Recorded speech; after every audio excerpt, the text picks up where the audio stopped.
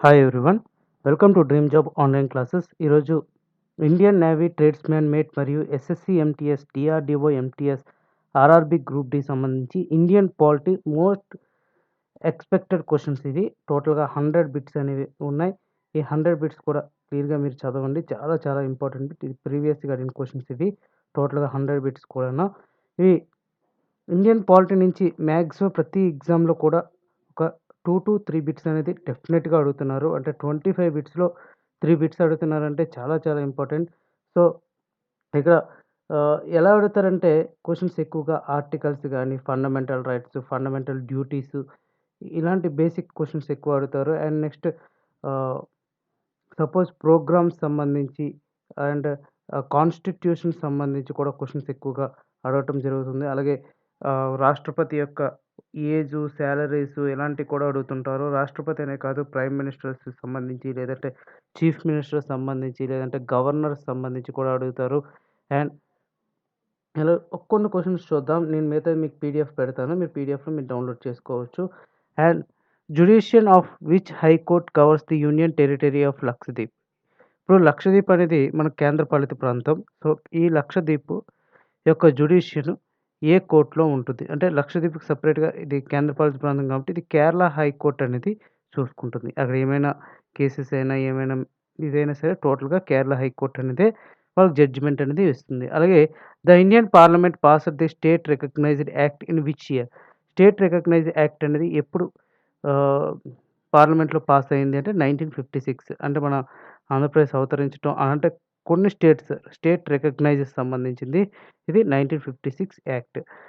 Which case determines the preamble of part of the constitution. Preamble part of the constitution ఏ case నుంచి వచ్చిందంటే Kesavananda Bharati case. Kesavananda Bharati case గురించి వచ్చింది. And how many times constitution has been amended అంటే మన భారత రాజ్యాంగాన్ని ఎన్ని సార్లు అమెండ్మెంట్ అంటే ఎన్ని సార్లు మార్చటం జరిగింది. అంటే కొన్ని కొన్ని మిస్టేక్స్ ఏమైనా ఉన్నా లేకపోతే వాళ్ళకి అనుకూలంగా అమెండ్మెంట్ చేసింది ఎన్ని సార్లు అంటే 101 సార్లు అమెండ్మెంట్ అనేది చేశారంట ఇప్పటి వరకు.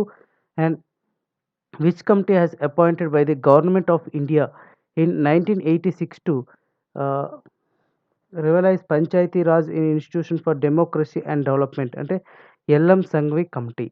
And national emergency on a ground of security threats is promulgated under which article? National emergency అనేది ఇది చాలా చాలా ఇంపార్టెంట్ ఇది.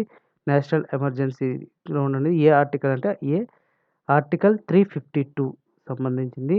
By which amendment Delhi is designated A national capital territory. మన మన ఇండియా క్యాపిటల్ ఏ అమెండ్మెంట్ ద్వారా ఢిల్లీని పెట్టారంటే 69th CAA. 69 CAA. Okay. In India, 3-tier panchayati is vast for our state which have the population above. మూడు అంచెల పంచాయతీ వ్యవస్థ ఎంతమంది కన్నా జనాభా ఎక్కువగా ఉంటే అది వర్తిస్తుందంటే 20 లక్షల కన్నా ఎక్కువగా ఉండాలి. Who presides over the joint sittings the Lok Sabha and Rajya Sabha అంటే speaker of Lok Sabha. And which date separates constitution assembly by the setup of Pakistan. ఎప్పుడంటే 3 June 1947. How many subjects are in union list? Union లిస్ట్‌లో ఎన్ని సబ్జెక్ట్స్ ఉంటాయి? 97 సబ్జెక్ట్స్ ఉన్నాయి. అలాగే on which date constitution of India was adopted and enacted by the constitution assembly అంటే 26 November 1947. ఇది చాలా చాలా important. And what is the lowest stage of local government? Gram panchayat. Who has been only Lok Sabha speaker has become the president of India? Neelam Sanjiva Reddy. Which constitution article says down qualification for belong a voter? Article 326.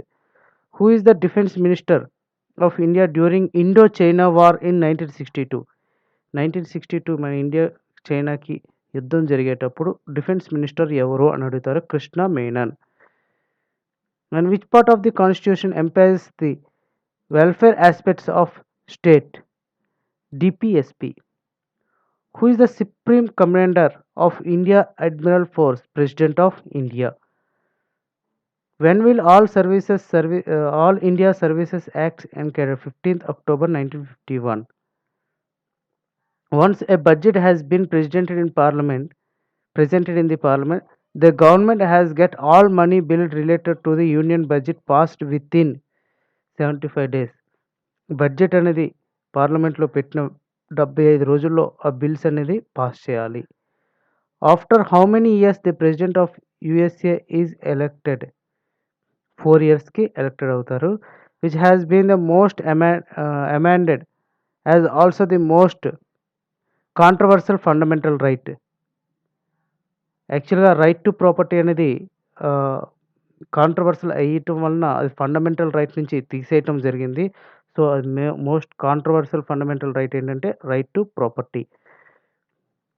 What is the current age of retirement of judges from supreme court and high court respectively?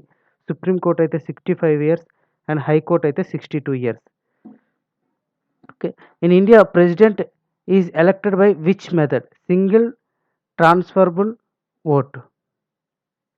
Till now, the preamble of Constitution of India has been amended for how many times? Only ఒక్కసారి మాత్రమే. Who is competent to dissolve the Rajya Sabha? No one. రాజ్యసభలో ఎవరు competent అనేది ఉండరు. And which were the first two states in India established Panchayati Raj in 1956?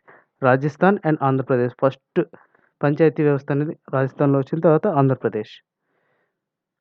Which right examines the fundamentals functioning of subordinate courts? కేటరీ.